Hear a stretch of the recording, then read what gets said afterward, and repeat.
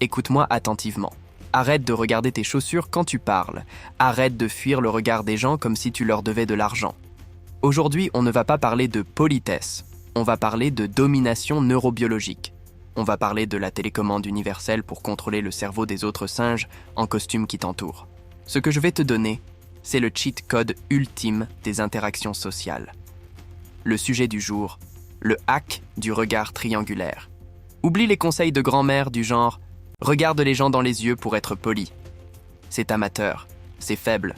Si tu veux qu'on te fasse confiance instantanément, qu'on te donne ce poste, ou qu'on te croie quand tu jures que ce n'est pas toi qui as fini le gâteau au chocolat, tu dois maîtriser la géométrie de ton regard.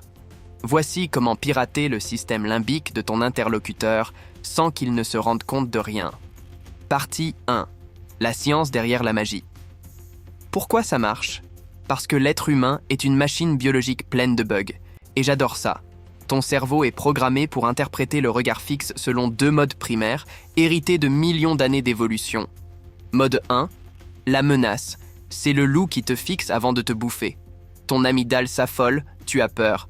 Mode 2, l'intimité.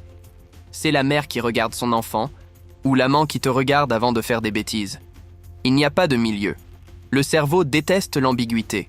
Le hack consiste à se placer artificiellement dans la zone intimité, pour déclencher une inondation chimique dans le cerveau de l'autre.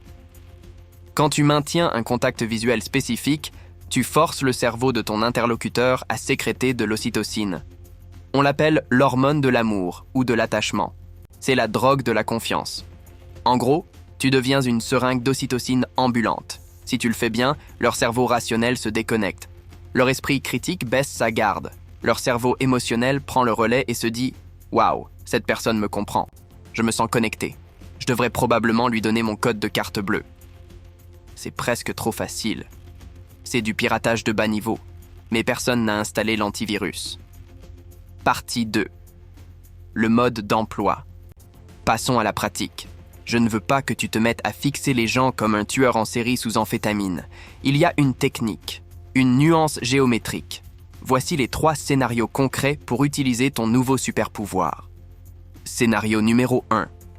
La négociation hostile ou l'entretien d'embauche. Ici, tu veux projeter de la compétence, pas de la romance. On utilise le triangle de puissance. Visualise un triangle inversé sur le visage de ton interlocuteur. Les 2 pointes du haut sont ses yeux. La pointe du bas, c'est le milieu de son front. Pas son nez, son front, juste au-dessus des sourcils. Pendant que tu parles, ou pire, pendant que lui te parle, promène ton regard uniquement dans cette zone. Œil gauche, œil droit, front. Pourquoi ? Parce que regarder le front supprime toute chaleur humaine. Ça te donne un air analytique, froid et incroyablement confiant. Tu ne cherches pas son approbation. Tu l'analyses, tu le scannes. Essaie ça avec ton patron quand tu demandes une augmentation. Regarde son front. Il va se sentir légèrement jugé, un peu inférieur, et il va inconsciemment vouloir combler ce malaise en te donnant ce que tu veux pour que tu arrêtes de le scruter. C'est cruel, c'est efficace. Scénario numéro 2. La séduction ou l'amitié rapide. Là, on inverse le triangle. On utilise le triangle de connexion, les 2 yeux et la bouche. Quand l'autre parle, tu fais des allers-retours lents. Œil gauche, œil droit. Descente vers la bouche, remontée vers les yeux. Attention, c'est puissant. Regarder la bouche déclenche inconsciemment l'idée d'intimité physique ou verbale. Ça envoie le signal « je bois tes paroles ». Le secret ici, c'est la règle du « regard collant ». C'est un concept volé aux meilleurs escrocs. Quand tu dois détourner le regard, parce que tu ne peux pas fixer quelqu'un pendant 2 heures sans passer pour un psychopathe, fais-le lentement. Imagine que tes yeux sont collés aux siens avec du caramel mou très épais. Tu dois tirer, jusqu'à ce que le lien casse doucement. Ne détourne jamais le regard brusquement. Les mouvements brusques, c'est pour les proies nerveuses. Toi, tu es un prédateur calme. Tu romps le contact à regret. Scénario numéro 3, le mensonge parfait. C'est mon préféré. Tout le monde pense que les menteurs fuient le regard. C'est un mythe. Les menteurs amateurs fuient le regard. Les menteurs experts, Eux te fixent trop. Ils surcompensent. Pour mentir efficacement, ou pour convaincre un sceptique, tu vas utiliser la technique du verrouillage de l'œil gauche. Concentre-toi uniquement sur l'œil gauche de ton interlocuteur.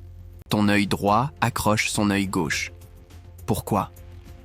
Selon certaines théories de communication non verbale, l'œil gauche est connecté à l'hémisphère droit du cerveau, le siège des émotions et de l'imagination.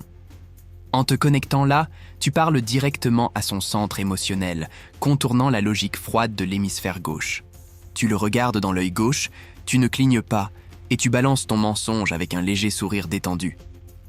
Non, chérie, je n'ai aucune idée de comment cette rayure est arrivée sur la voiture. L'intensité émotionnelle que tu projettes va court-circuiter son détecteur de mensonges. Il aura envie de te croire, juste pour soulager la tension du regard. Partie 3. L'exemple choc. Tu veux une preuve que ça marche ? Parlons d'Elizabeth Holmes. Tu te souviens d'elle ? La fondatrice de Theranos, la plus grande arnaqueuse de la Silicon Valley. Elle a levé des centaines de millions de dollars pour une machine à tester le sang qui n'existait même pas. Elle a trompé des vétérans de la politique, des investisseurs milliardaires, des génies de la tech. Comment ? Elle avait une voix faussement grave, mais surtout, elle ne clignait presque jamais des yeux. Analyse ses interviews. Elle avait ce regard bleu, grand ouvert, fixe, presque dérangeant. Elle maintenait le contact visuel bien au-delà de la norme sociale acceptable. Résultat, les vieux messieurs en face d'elle étaient hypnotisés. Leur cerveau interprétait cette intensité anormale comme une conviction absolue, une passion dévorante, voire du génie. Ils se disaient « Personne ne peut me regarder comme ça et me mentir droit dans les yeux. » Spoiler, elle mentait. À chaque seconde. Elle a utilisé le bug de l'ocytocine contre eux. Elle a transformé un regard bizarre en un actif financier d'1 milliard de dollars. Si elle peut le faire avec une machine en plastique qui ne marche pas, tu peux le faire pour obtenir une réduction sur ton loyer ou convaincre ton ami que ce film nul est un chef-d'œuvre. Partie 4. Le verdict. Alors, résumons avant que tu ne partes tester ça sur le premier malheureux que tu croises dans la rue. Le monde appartient à ceux qui osent soutenir le regard. La plupart des gens sont faibles, anxieux et cherchent une validation externe. Si tu es celui qui offre un regard stable, calme et pénétrant, tu deviens instantanément le leader de l'interaction. Tu deviens le point d'ancrage dans leur chaos. La prochaine fois que tu parles à quelqu'un, fais le test. N'attends pas. Choisis un œil. Verrouille la cible. Ralentis tes clignements. Et observe le malaise se transformer en soumission. C'est de la manipulation ? Peut-être. Est-ce que ça marche ? Absolument. Maintenant, lève les yeux de ton écran. Le jeu commence.